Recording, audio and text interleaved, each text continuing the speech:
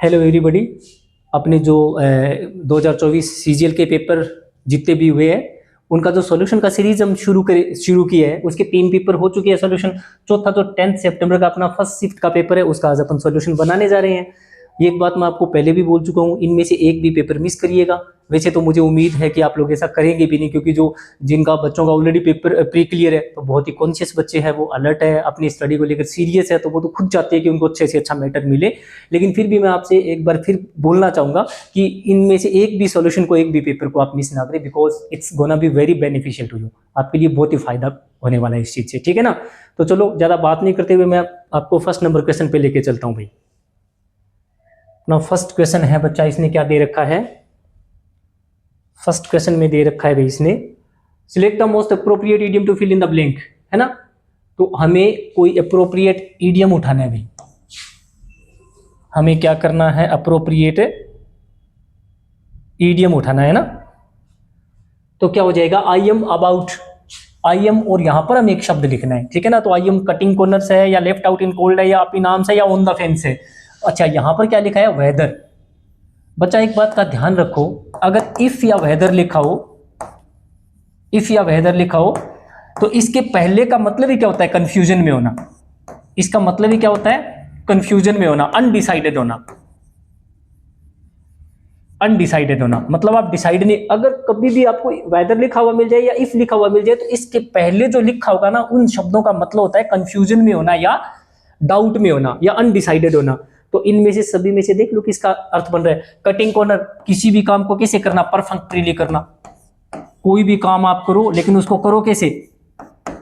Perfectly. Perfectly का मतलब होता है इजीएस्ट तरीके से, to do something easiest, in easiest and least expensive way, in least expensive way, ठीक है ना। किसी भी काम को सबसे आसान और सबसे कम खर्चा लगने वाले तरीके से करना। किस लिए? क्योंकि आप टाइम और मनी बचाना चाहते हो, to save time and money. इसका मतलब ये हो गया। Left out in cold, cold है वो नेगेटिव वर्ड होता है, कोल्ड है वो नेगेटिव वर्ड है। तो किसी आदमी को कैसे छोड़ देना? ठंड में बाहर छोड़ देना, मतलब किसी आदमी को इग्नोर करना, किसी आदमी को इग्नोर करना, ठीक है ना। या किसी आदमी को इंक्लूड ना करना, कोई बेनिफिट वगैरह है हो रहा है उसमें, उसको एक्सक्लूड करना, उसको बाहर छोड़ देना, शामिल ना करना, ठीक है ना, उसको बोलते हैं एक्सक्लूड करना। अप इन आर्म्स, अप का मतलब रेडी, आर्म्स मतलब हथियार लेकर के तैयार रहना, तो अटैक करना। टू बी वेरी अपसेट और angry, to be very upset, upset and angry, बहुत ज्यादा अपसेट या एंग्री होना, ठीक है ना। या फिर अटैक करना किसी पे विग्रसली, पूरी पावर के साथ, to attack vigorously, to attack, और अटैक करना कैसे? विग्रसली, पूरी ताकत के साथ, विग्रसली, ओके। अच्छा, ऑन द फेंस, आप किसी दो दोस्तों के घर पे गए, दोनों दोस्तों के बीच में, घर के बीच में क्या एक दीवार है, दोनों दोस्तों के बीच में लड़ाई होगी परिवार में। अब आप समझ में नहीं आ रहा कि इस दोस्त की बात मानूं या इसकी मानूं, फेवर किसका करूं। तो आप जो घर के बीच में दीवार है उस पर चढ़ के बैठ गए, कि सोच रहे हो कि यार इनकी पक्ष में बात करूं, तो आपने किसी का पक्ष नहीं लिया, दीवार पर चढ़ के बैठ गए, ना तो इनके घर में ना इनके घर में। अब दीवार पे चढ़ के फेंस का मतलब ही क्या होता है? दीवार पे चढ़ के बैठने का मतलब यहाँ पर ये लगा लो कि वो डिसाइड नहीं कर पा रहा है इनके घर में रुकूं या इनके घर में रुकूं। तो बेटा इसका मतलब हमें दिखना क्या है यहाँ पर? कंफ्यूजन में होना, अनडिसाइडेड होना। और ऑन द फेंस का मतलब भी क्या होता है? अनडिसाइडेड होना, ठीक है। तो यही हमारा आंसर हो जाएगा। चलो बच्चा देखते हैं क्वेश्चन नंबर 2 क्या है। क्वेश्चन नंबर 2 क्या दे रखा है भी? तो select the most appropriate idiom to fill in the blank. बच्चा ये तो फर्स्ट ही क्वेश्चन हो गया है ना। क्वेश्चन नंबर अपने को देखना है 2। हाँ भाई, ये वाला क्वेश्चन है अपना 2 नंबर, है ना। तो the following sentence has been split into 4 segments. Sentence को 4 टुकड़ों में स्प्लिट कर रखा है। Identify the segment that contains a grammatical error. अच्छा, जिसमें कोई ग्रामेटिकल एरर दे रखी हो। After the concert was over they go to a restaurant, had dinner together and talked until midnight. After the concert was over, was दे रखा है भाई, टेंस कौन सा है? पास्ट, ठीक है। अच्छा, हेड है तो टेंस कौन सा है? पास्ट। और बच्चा यहाँ पर ये बीच में गो है, तो वर्ब की फॉर्म कौन सी लगा रखी है? फर्स्ट। टेंस कौन सा लगा रखा है? प्रेजेंट। तो बच्चा अपने गो का क्या बना दो? वेंट बना दो, है ना। तो इसमें देखो वेंट कहां पर? गो वाला पार्ट, बच्चा ये वाला पार्ट हमारा आंसर हो जाएगा। ठीक है ना, क्योंकि पूरा सीक्वेंस पास्ट में जाना चाहिए ना। कंसर्ट पूरा हो गया कब हुआ था, पास्ट में, ठीक है ना। और डिनर कब किया, हेड की वजह से डिनर भी पास्ट में किया उन्होंने, तो फिर वो रेस्टोरेंट में कब गए, वो भी तो पास्ट में गए ना, तो फिर हमें वो की जगह इवेंट लगाना पड़ेगा, ठीक है ना। चलो देखते हैं अभी क्वेश्चन नंबर 3, क्वेश्चन नंबर 3 देखते हैं भाई। तो क्वेश्चन नंबर 3 में देखो क्या दे रखा है, select the most appropriate antonym of the underline word. कोई वर्ड को अंडरलाइन कर रखा है और हमें उसका एंटोनिम बताना है। शब्द क्या चीज है, इलेटेड। इलेटेड का मतलब होता है बेटा हैप्पी, बहुत ज्यादा खुश होना, ठीक है ना। अब इसका उल्टा देखो क्या देखते हैं, डिलाइटेड का मतलब भी खुश होता है, और इधर इलेटेड का मतलब भी खुश है। प्राउड का मतलब गर्व, ठीक है। और डिस्करेज, क्रेज का मतलब हौसला, हिम्मत, और डिस्करेज है तो हौसला पस्त कर देना, निरुत्साहित कर देना किसी आदमी को। चीयरफुल का मतलब खुश। तो बच्चा ये और ये तो तीनों एक ही हो गए। प्राउड का यहाँ पर कोई मतलब नहीं है तो डिस्करेज हो जाएगा। इलेट का मतलब तो बंदा बहुत हाई फाई है, खुश हो रहा है, और डिस्करेज है तो उत्साह मर चुका है उसका, उत्साहहीन हो चुका है, तो यही हमारा आंसर हो जाएगा, ठीक है। चलो देखते हैं अभी क्वेश्चन नंबर 4। क्वेश्चन नंबर 4 में बच्चा क्या दे रखा है अपने को, identify the most appropriate antonym of the given word. जो भी शब्द दे रखा है हमें उसका एंटोनिम बताना है। टिमिड, डरपोक, ठीक है ना। तो इसके लिए देखो स्पूकी, स्पूकी चीज होती है डरावनी। स्ट्रेंज एंड फ्राइटनिंग, डरावनी। घोस्टली, भूतों जैसी, घोस्टली, ठीक है। अच्छा, एक्सियस, वरीड, चिंतित होना किसी बात को लेकर, स्ट्रेस में होना बंदा, ठीक है। मीक, मीक और ये बेटा एक ही होता है, टिमिड और मीक है ना, दोनों एक ही होता है, ठीक है ना। इसको अपन और बोल सकते हैं डोसाइल। कावर्ड, कायर है तो अपन क्या बोल सकते हैं उसको, कावर्ड भी बोल सकते हैं, ठीक है। अच्छा, और डेयरिंग है तो, डेयर का मतलब साहस, और डेयरिंग है तो साहसी आदमी। तो उल्टा क्या हो जाएगा, डरावने का, डरपोक का उल्टा क्या हो जाएगा, डेयरिंग हो जाएगा, डेयरिंग हो जाएगा, ठीक है। चलो बेटा देखते हैं क्वेश्चन नंबर 5। क्वेश्चन नंबर 5 में क्या दे रखा है भाई, select the option that expresses the given sentence in active voice. बच्चा आपने को एक्टिव वॉइस बनाना है, तो यहाँ पर क्या दे रखा है, वॉज ग्रैब्ड, वर्ब दे रखी है वॉज ग्रैब्ड।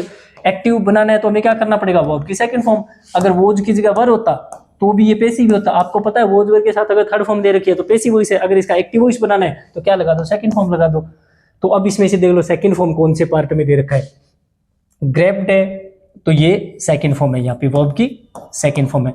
बच्चा ये वाली को मैं थर्ड फॉर्म क्यों मान रहा हूँ, इसको मैं सेकंड क्यों मान रहा हूँ, क्योंकि इसके साथ कोई हेल्पिंग वर्ब है और यहाँ पर इसके साथ में कोई हेल्पिंग वर्ब नहीं है। जब हेल्पिंग वर्ब नहीं है तो ये सेकंड फॉर्म है, हेल्पिंग वर्ब लगा दूंगा तो ये थर्ड फॉर्म बन जाएगी, ठीक है ना।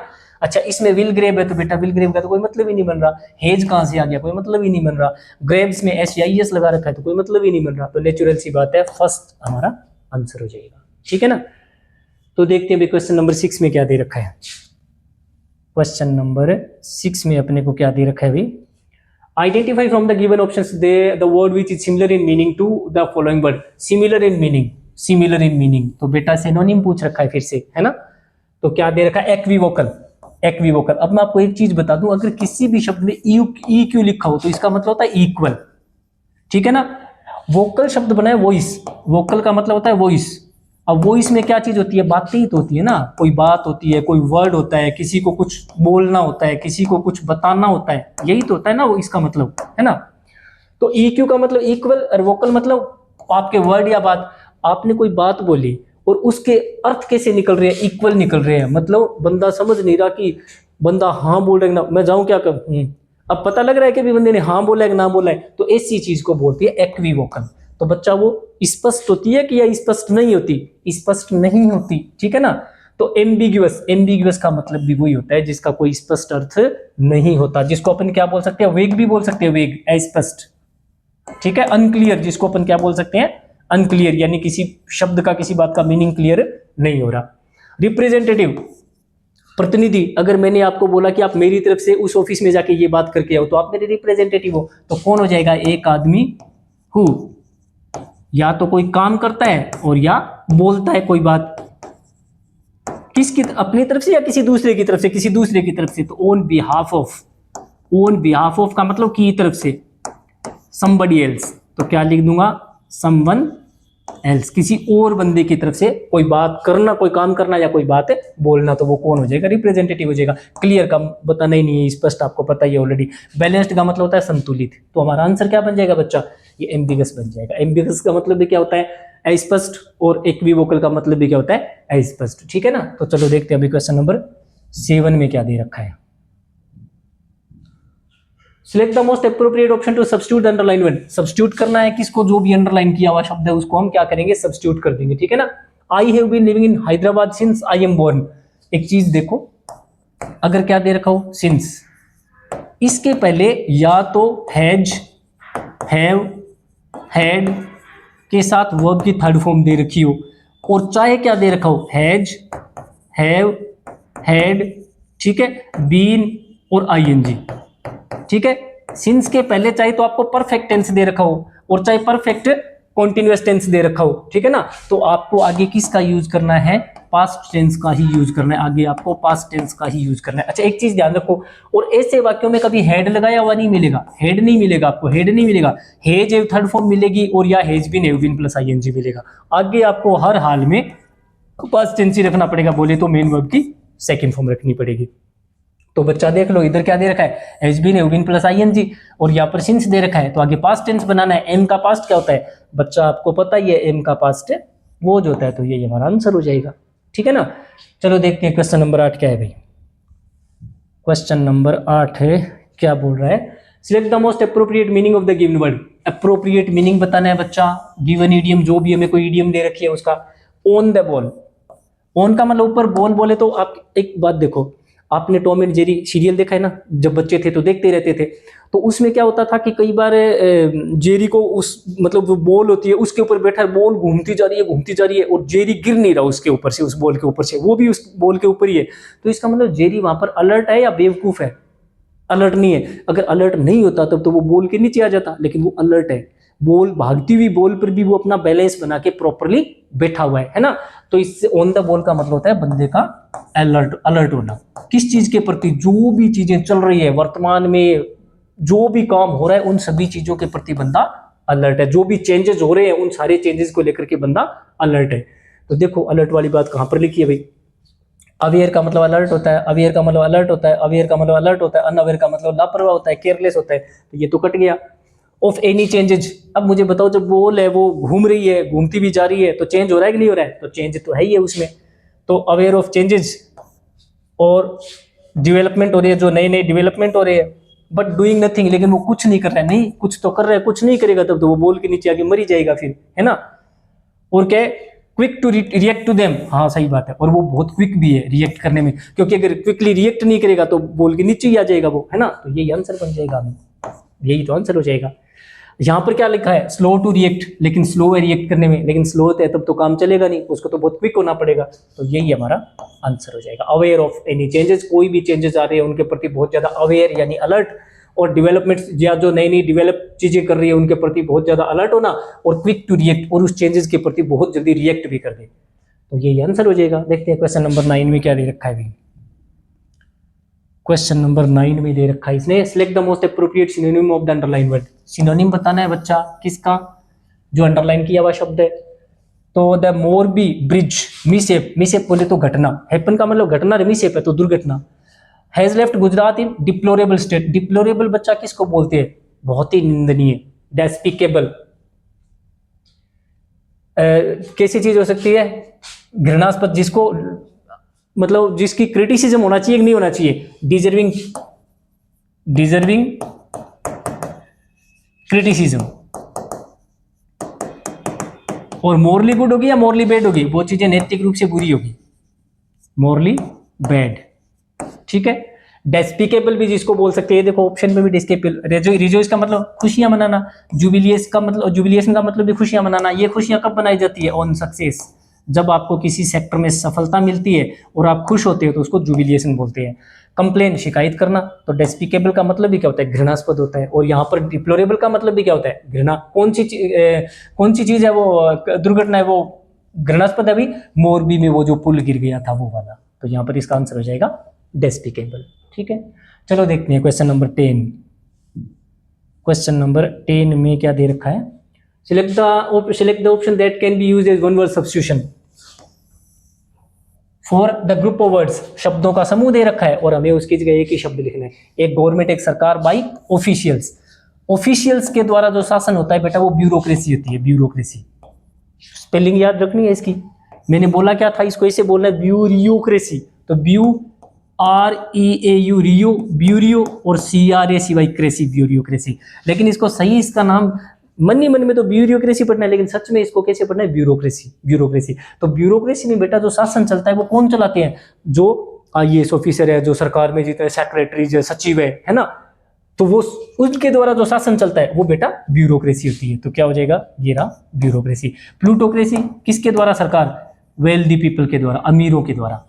किसी देश का शासन कौन चला रहे हैं, वहां के सबसे अमीर लोग. ठीक है ना. ऑटोक्रेसी, ऑटोक्रेसी में पूरा पावर एक ही बंदे के पास हो, पूरा power, total power given to 1%, given to 1%. एक ही आदमी के पास पूरी शक्तियां आ जाए तो वो क्या हो जाएगा, ऑटोक्रेसी हो जाएगी. मोनार्की, मोनार्की किससे बना है बेटा, मोनार्क नाम से. ठीक है ना. और मोनार्क का मतलब होता है राजा या रानी. मोनार्क का मतलब होता है किंग भी होता है और क्वीन भी होता है. बेटा अगर कोई देश में शासन किसका है, राजा का या रानी का या किसी मोनार्क का, तो उसको मोनार्की बोलेंगे. ठीक है ना. अच्छा, एक चीज और बताना चाहता हूं आपको. जो मोनार्क शब्द है ना, मोनार्क शब्द है, इसमें कभी EWS नहीं जोड़ना. औरत है ना तो उसके लिए, जैसे रानी है तो उसको मोनार्किस नहीं बनाना, क्योंकि मोनार्क का मतलब आदमी औरत दोनों ही होती है, राजा और रानी दोनों के लिए. तो मोनार्किस नहीं लिखना कभी, इसको मोनार्की लिखना है. जैसे अगर कोई बोले the queen Elizabeth is the monarchies of England, नहीं, वो मोनार्किस नहीं थे बेटा, वो मोनार्क ही थी. ठीक है ना. ये हो जाएगा. तो अब क्या बन जाएगा अपना, ब्यूरोक्रेसी. ठीक है. अच्छा, मोनार्की का मतलब होता है एक ही आदमी का शासन. अब एक ही आदमी के शासन के लिए मैं आपसे कुछ शब्द लिख के छोड़ता हूं, आज आपको घर पे जाके देखने हैं. जैसे ऑथोरिटेरियन, ऑथोरिटेरियन, टोटलिटेरियन, टोटलिटेरियन. ठीक है. डेस्पोट, डेस्पोट. ठीक है. Absolute, absolutist. ठीक है. अच्छा, ऑथोरिटेरियन हो गया, टोटलिटेरियन हो गया, डेस्पोट हो गया, एब्सोल्यूटिस्ट हो गया. ठीक है ना. और ये एक अपना ऑटोक्रेट, ऑटोक्रेट भी हो जाता है. इसमें ऑटोक्रेट भी हो जाता है, ऑटोक्रेट, जिसमें पूरा पावर एक आदमी के पास आ जाता है, ऑटोक्रेट. तो बच्चा ये चारों पांचों शब्द आज आपको घर पे जाके देखने हैं. ठीक है ना. चलो देखते हैं भाई क्वेश्चन नंबर 11. क्वेश्चन नंबर 11 देखते हैं भाई. Select the option that can be used as one word substitution. बेटा एक बार फिर से वन वर्ड सब्स्टिट्यूशन है भैया ना. किसका वन वर्ड सब्स्टिट्यूशन बनाना है हमें, गिवन ग्रुप ऑफ वर्ड्स, जो शब्दों का समूह दे रखा है. तो एक जगह है जहां पे फ्रूट ट्रीज आर ग्रोन, जहां पर फलों के पेड़ लगाए जाते हैं. ऑर्चार्ड, ऑर्चार्ड बोलते हैं फलोद्यान, फलों का बगीचा. ठीक है ना. म्यूजियम, ए बिल्डिंग इन विच, जिसमें antiquities,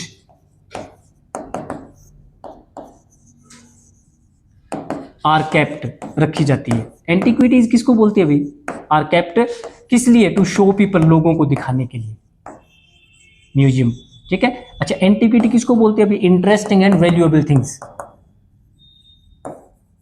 interesting and valuable things, कीमती चीजें और रोचक चीजें, है ना. तो सुनो, अब इस एंटिक्विटीज की जगह क्या लिखा हुआ मिल सकता है आपको, ये लिखा हुआ भी मिल सकता है. तो बेटा वो म्यूजियम हो जाएगा. ये होता है की, इसको क्या बोला जाता है, की. ए प्लेटफॉर्म, कहां पर, किस चीज के लिए, टू लॉर्ड ऑफ या लोड ऑन. लोड ऑफ का मतलब उतारना, लोड ऑन लादना, क्या चीज, पैसेंजर्स को.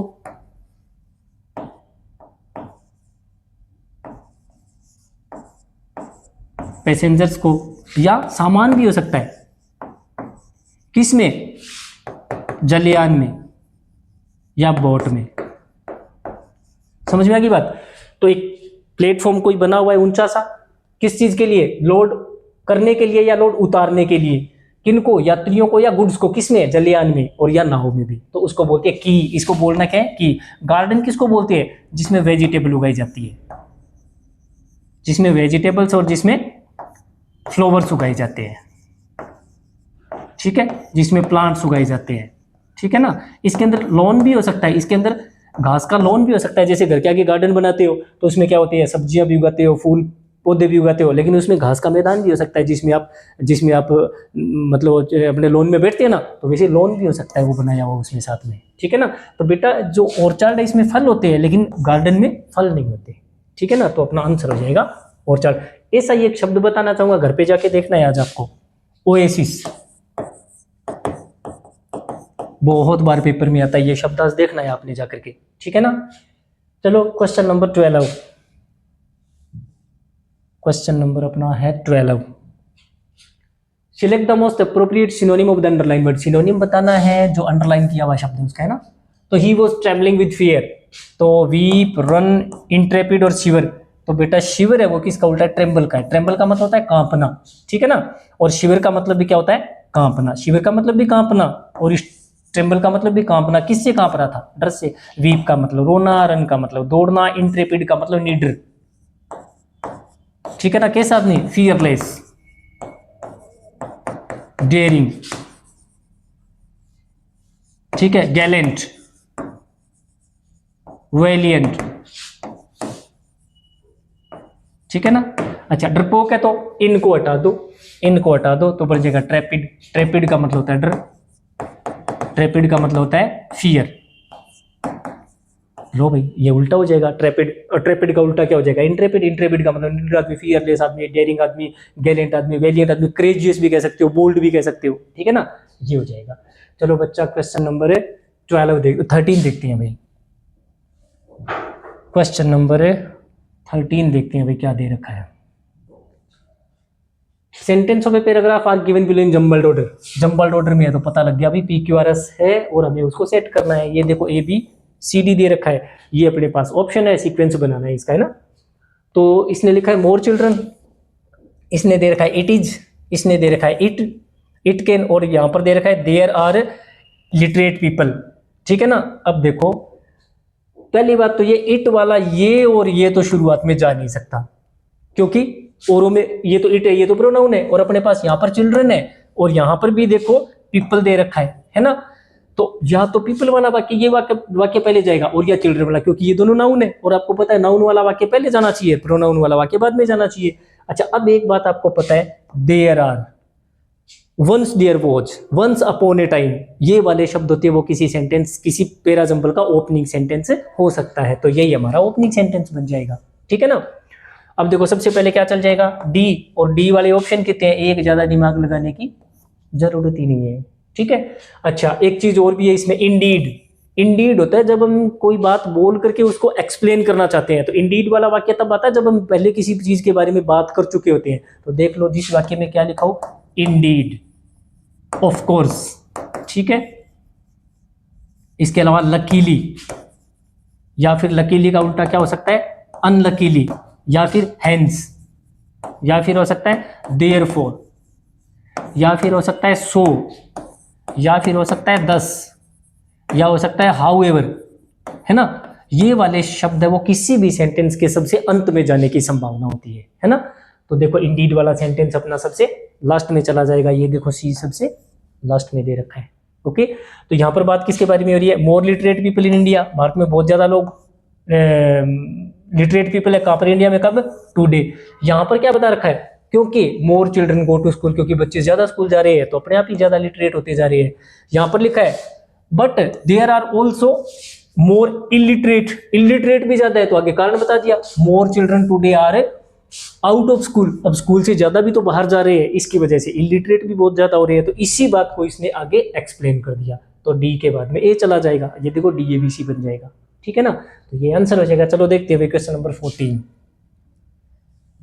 क्वेश्चन नंबर 14 में क्या दे रखा है, select the option that expresses the given sentence in active voice.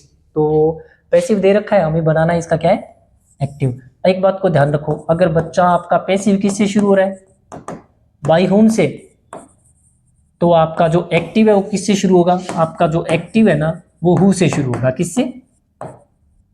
Who से शुरू हो जाएगा, ठीक है ना। और अगर एक्टिव हु से शुरू रहा है तो पैसिव किससे शुरू हो जाएगा? बाई होम से शुरू हो जाएगा।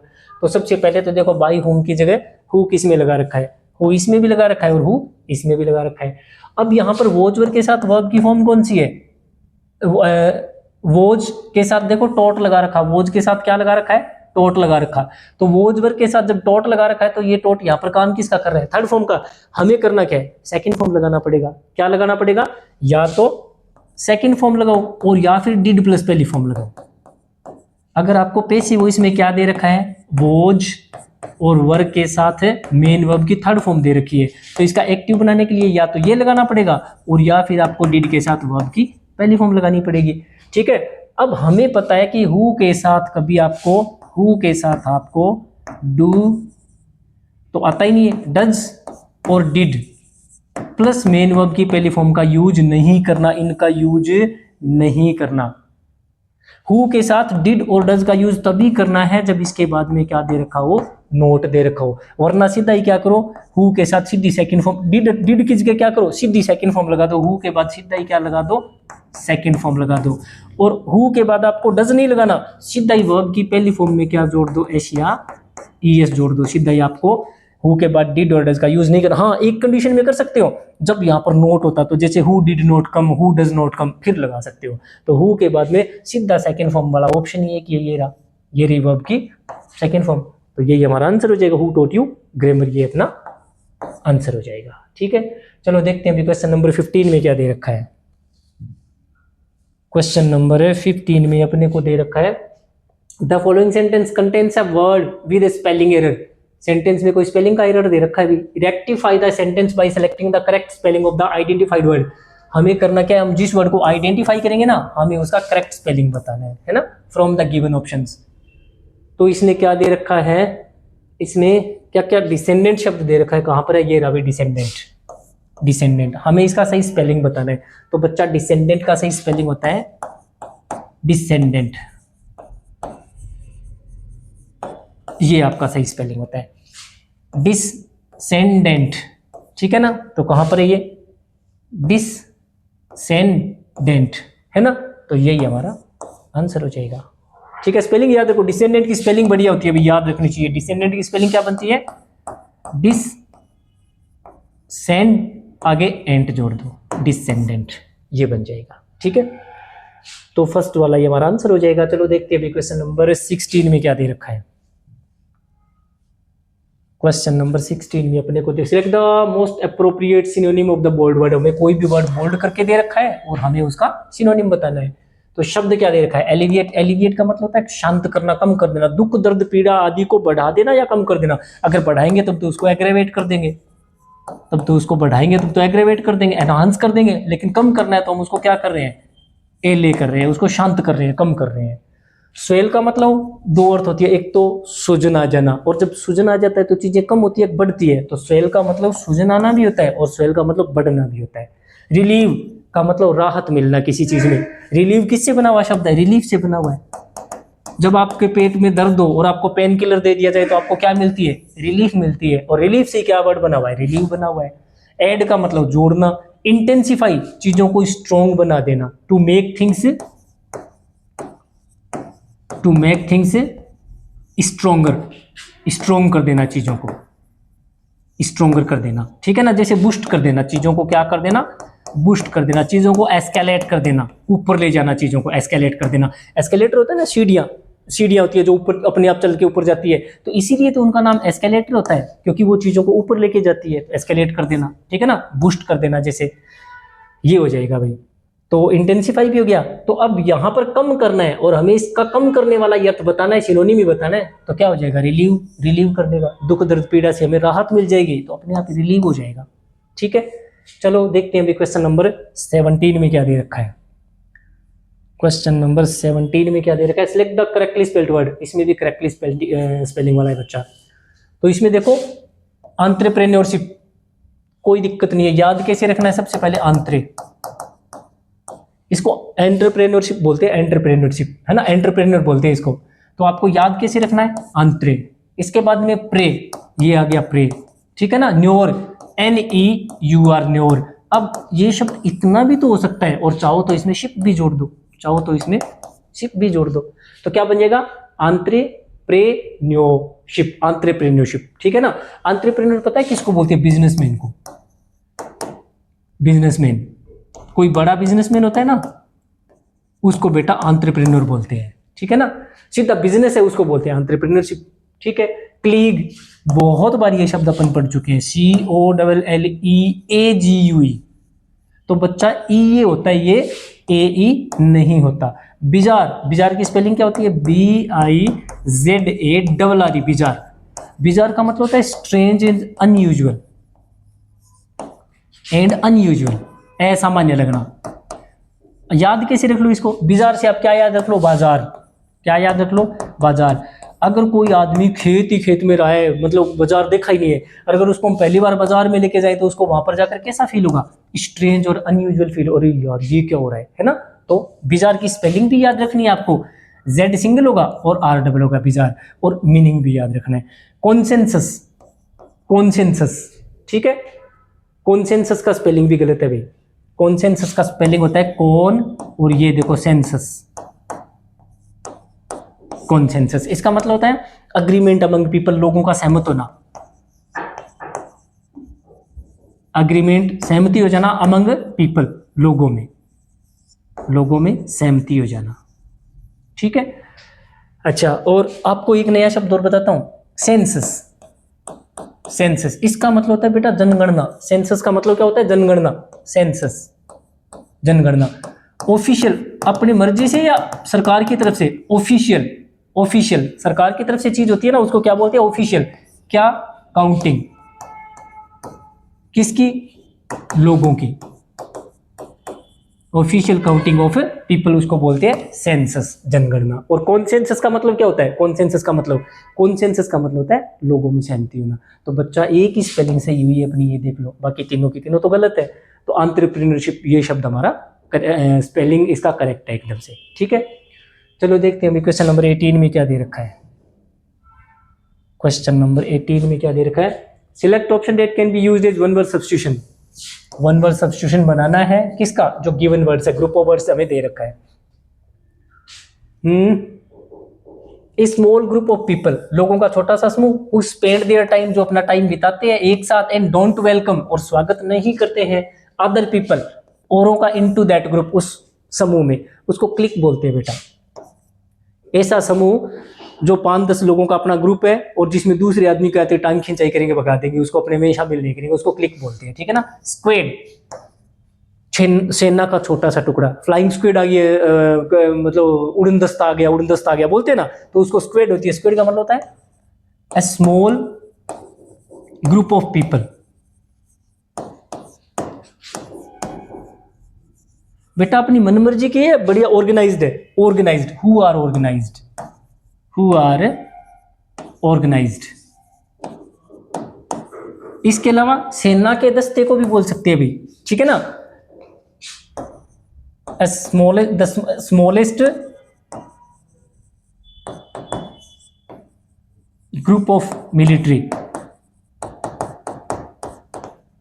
सेना का कोई छोटा दस्ता होता है, उसको भी स्क्वाड बोलते हैं, ठीक है ना। लॉबी, लॉबी किसको बोलती है भाई, बिल्डिंग के अंदर वो जगह होती है ना, कॉरिडोर, जिसके अंदर लोग मिलते हैं और मीटिंग आपस में एक दूसरे का वेट कर रहे होते हैं मिलने का, उसको लॉबी बोलते हैं। कहां खड़ा है, मैं लॉबी में बैठा हूं, तो ए पार्ट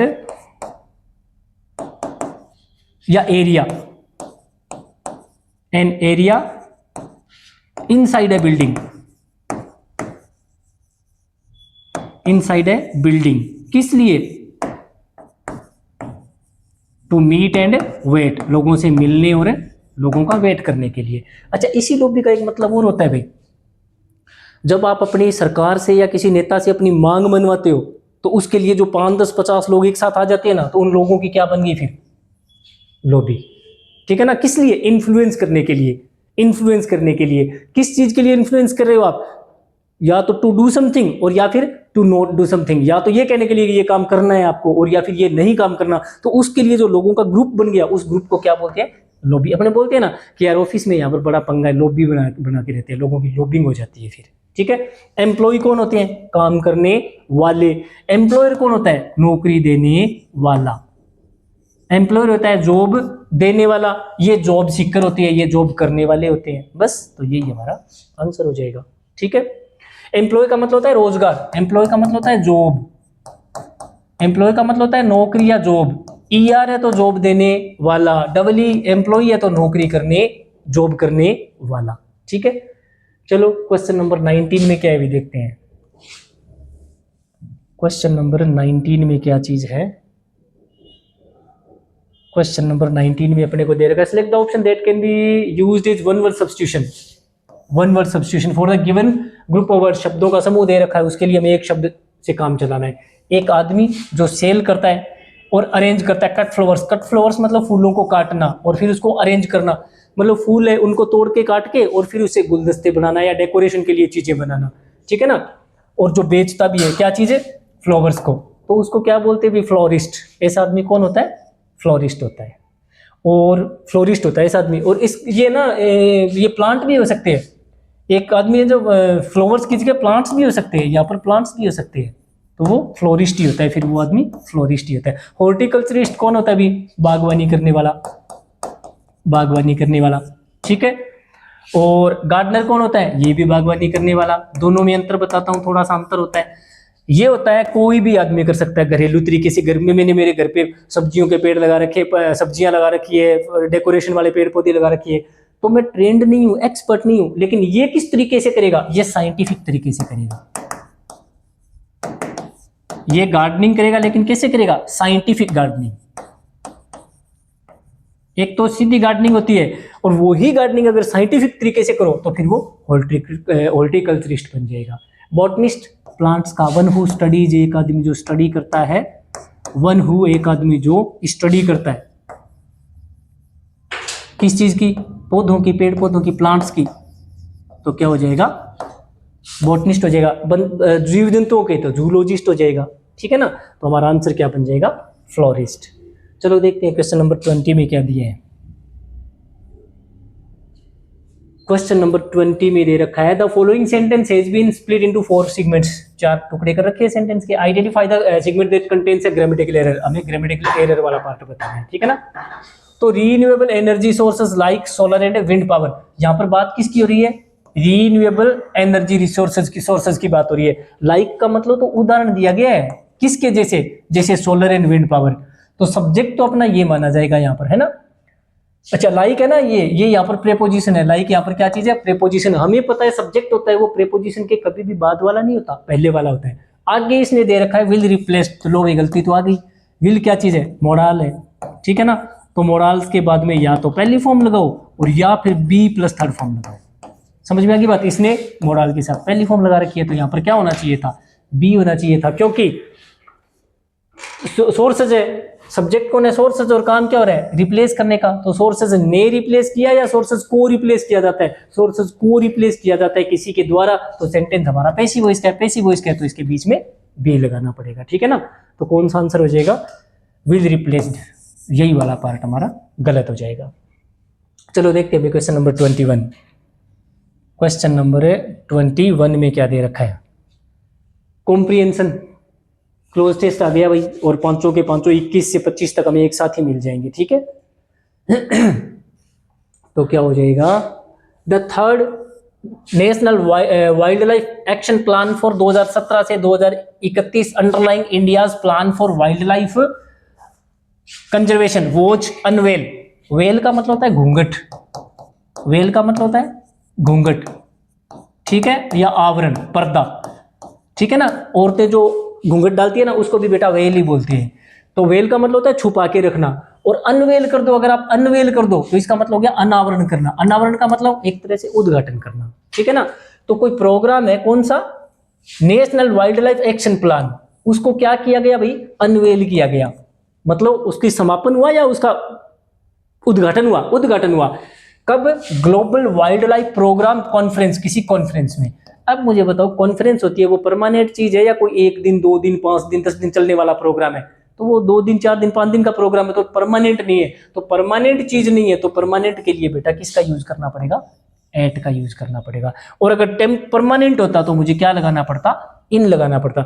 जैसे मैं अमेरिका में रहता हूँ, मैं इंडिया में रहता हूँ, तो क्या बनूंगा, आई लिव इन इंडिया। लेकिन अगर मैं बोलूँ मैं अमेरिका गया हुआ था, वहां 3 दिन रुका, तो आई स्टॉप्ड खालिस्तान अमेरिका, तो इन अमेरिका या एट अमेरिका, अब मुझे एट लगाना पड़ेगा, क्योंकि मैं वहां परमानेंटली नहीं था, मैं वहां टेम्परेरी था। तो यहाँ पर ये कोई कॉन्फ्रेंस है, तो कॉन्फ्रेंस है वो तो बेटा टेम्परेरी है ना, तो टेम्परेरी के साथ मुझे क्या लगाना पड़ेगा, एट लगाना पड़ेगा। ठीक है, चलो आगे क्या दे रखा है, पहले अगला क्वेश्चन निकाल लेते हैं। अगला क्वेश्चन देखते हैं क्या दे रखा है। तो कहां पर हुआ भाई, कॉन्फ्रेंस में उसका अनवेल हुआ, अनावरण हुआ, किसका, इस प्रोग्राम का, इस प्रोग्राम का। फिर क्या दे रखा है, द प्लान रिकॉग्नाइजेज, ये प्लान क्या कर रहा है, रिकॉग्नाइज कर रहा है, और क्या कर रहा है, एड्रेस कर रहा है। ठीक है ना, यहां पर ये सब्जेक्ट कौन है भाई, इसका सब्जेक्ट तो है प्लान, ये तो है सब्जेक्ट, इसकी वर्ब कौन सी है, इसकी वर्ब है रिकॉग्नाइज, और रिकॉग्नाइज में इसने जोड़ रखा है SEIS, क्यों जोड़ रखा है SEIS, क्योंकि हमारा सब्जेक्ट सिंगुलर है। और आगे एड्रेस में भी इसने क्या जोड़ रखा है, S या ES जोड़ रखा है, तो इसका मतलब ये भी वर्ब है। ठीक है ना, जब ये भी वर्ब है, ये भी वर्ब है, तो बीच में क्या आना चाहिए, सब्जेक्ट भी आना चाहिए, और बीच में कंजंक्शन भी आना चाहिए, फिर यहाँ पर कंजंक्शन भी आना चाहिए, है ना, क्योंकि क्लोजेस 2 बन गए, तो ये भी वर्ब है, ये भी वर्ब है, तो बीच में इसका सब्जेक्ट भी आना चाहिए और इसका कोई कंजंक्शन भी आना चाहिए। तो पहले कंजंक्शन आएगा, तो कौन सा आएगा भाई, इसमें कंजंक्शन कौन सा आ सकता है, इसमें जोड़ना है, जोड़ने के लिए इन है, प्रेपोजिशन होता है, फॉर टू है, ये प्रेपोजिशन भी होता है और इंफिनिटिव मार्कर दोनों ही होते हैं, फॉर है ये भी प्रेपोजिशन होता है, और टू है ये भी प्रेपोजिशन होता है। ठीक है ना, एंड है ये क्या चीज है, ये कंजंक्शन होता है, और हमें जरूरत किसकी है, कंजंक्शन की हमें जरूरत है यहाँ पर। तो बच्चा अगर मैं यहाँ पर एंड लगा दूं, यहाँ पर क्या लगा दूं, एंड लगा दूं, तो फिर इसके बाद में सब्जेक्ट तो है ये नहीं, सब्जेक्ट तो है ये नहीं, लेकिन सब्जेक्ट है इसमें, कौन सा है, इसी को मान लो ना, द प्लान को सब्जेक्ट मान लो। इस रिकॉग्नाइज का सब्जेक्ट कौन है, द प्लान है, तो फिर इस एड्रेस का सब्जेक्ट भी किसको मान लो, प्लान को ही मान लो। लेकिन जब एंड के पहले और बाद में दोनों तरफ सब्जेक्ट अगर सेम है, तो एंड के बाद में सब्जेक्ट लगाने की जरूरत नहीं है। ठीक है ना, तो देखते हैं भाई अगला सेंटेंस क्या दे रखा है, अगला सेंटेंस क्या दे रखा है भाई, अगला दे रखा है इसने, यहां तक क्या हो गया कि उस प्रोग्राम को अनवेल किया गया at the global wildlife programme conference, कोई कॉन्फ्रेंस हुई, उस कॉन्फ्रेंस के दौरान इस national wildlife action plan है जो 2017 से 31 का, उसका अनावरण किया गया। उसके बाद में क्या हुआ, ये प्लान क्या करता है, रिकॉग्नाइज भी करता है और हल भी करता है, एड्रेस करने का मतलब हल भी करता है चिंताओं को, पर्टेनिंग संबंधित क्लाइमेट चेंजेस को लेकर के, एंड इट्स इंपैक्ट, और इसका प्रभाव ऑन वाइल्ड लाइफ, प्रभाव क्या पड़ता है वन्य जीवों पर।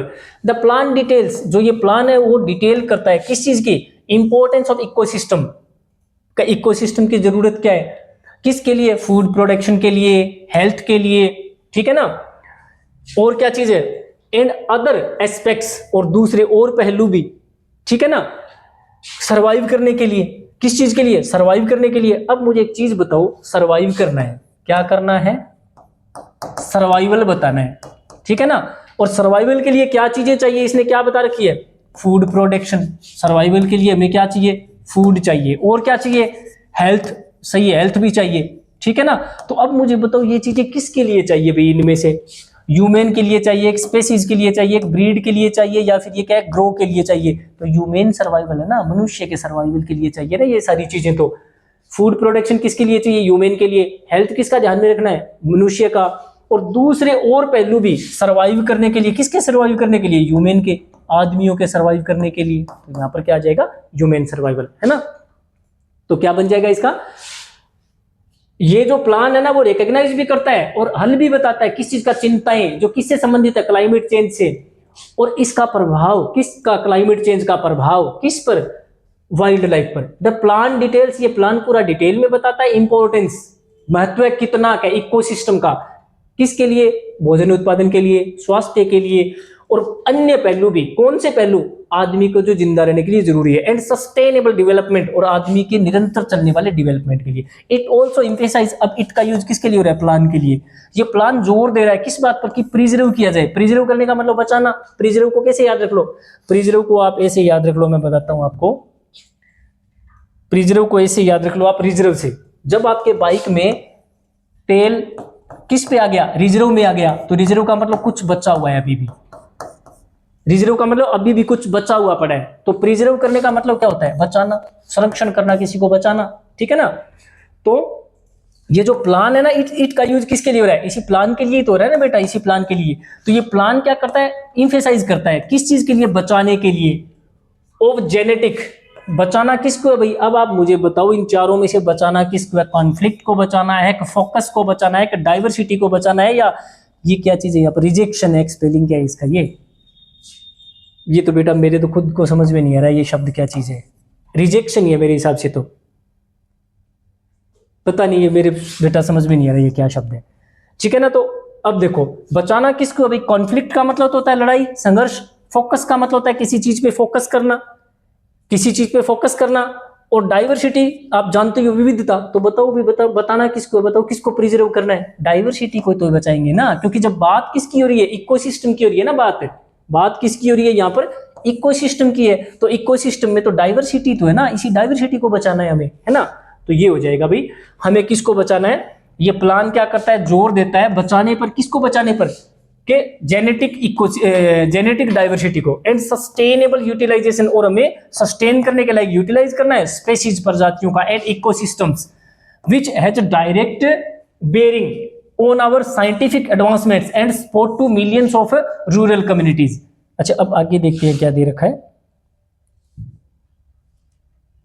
आगे क्या दे रखा है भाई, आगे दे रखा है इसने, द प्लान अंडरस्कोर करने का मतलब क्या होता है, हाईलाइट करना।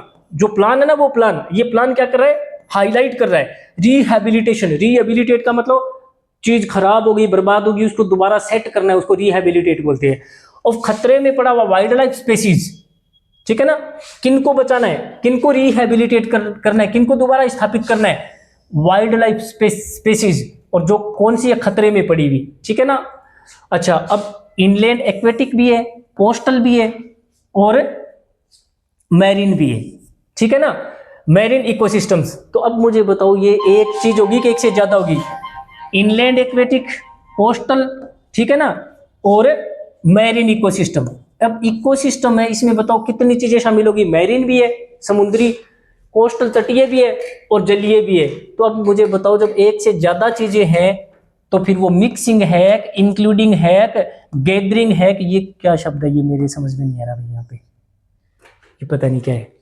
तो अब मुझे बात बताओ, इसने दे रखा है मिक्स का मतलब तो होता है मिश्रण बनाना, मिक्स का मतलब क्या होता है, बहुत सारी चीजों को मिला करके क्या कर देना, मिश्रण बना देना, ठीक है ना। इंक्लूड करने का मतलब होता है बहुत सारी चीजों को मिला करके एक यूनिट बना देना। जैसे आप कोई चीज खरीदने गए तो सबसे पहले तो उस पर लिखी हुई थी एमआरपी, ठीक है ना, फिर एमआरपी के बाद उस पर लगा जीएसटी, और मान लेते हैं जीएसटी के साथ साथ उस पर वेट भी लग गया, ठीक है ना। तो ये तीनों चीजें मिलाने के बाद क्या बन गई, उस चीज की प्राइस बन गई, उस चीज की वो क्या बन गई, प्राइस बन गई, कीमत बन गई। तो प्राइस एक यूनिट है, अलग अलग है, प्राइस तो एक ही यूनिट हो गई ना, लेकिन इसमें इस यूनिट में चीजें कितनी शामिल है, तीन चीजें शामिल है। तो इंक्लूड का मतलब होता है कई सारे हिस्से, कई सारी चीजें मिल जाए लेकिन वो एक यूनिट बन जाए, एक एज ए होल, किसके रूप में यूज हो जाए, वो एज ए होल, एक संपूर्ण के रूप में, एक संपूर्ण इकाई के रूप में। समझ में आ गई बात। अच्छा गैदर करने का मतलब होता है चीजों को असेंबल करना, इकट्ठा करना, चीजों को इकट्ठा करना, लेकिन वो अलग अलग रहेगी, वो एक यूनिट नहीं बनती है कभी भी, ठीक है ना। तो जब ये तीनों चीजें हैं, इनलैंड एक्वेटिक है, कोस्टल है, ठीक है ना, और मैरीन है, तो ये सारी मिलकर के इकोसिस्टम तो एक ही बन जाता है ना, इकोसिस्टम तो एक ही बन जाता है। तो इसमें इंक्लूड लिखना पड़ेगा, हमें क्या लिखना पड़ेगा यहाँ पे, इंक्लूडिंग, इंक्लूडिंग लिखना पड़ेगा, क्योंकि इकोसिस्टम के अंदर ये सारी ही चीजें शामिल है। तो यही हमारा आंसर हो जाएगा। चलो भाई अगले पेपर के साथ कल फिर से मिलता हूं आपसे, और बढ़िया से अच्छे तरीके से इसका जो सॉल्यूशन किया है ना हमने, इसको प्रॉपर्ली एक बार दोबारा देख लेना, ठीक है ना। ठीक है भाई, चलो मिलते हैं अगले पेपर के साथ।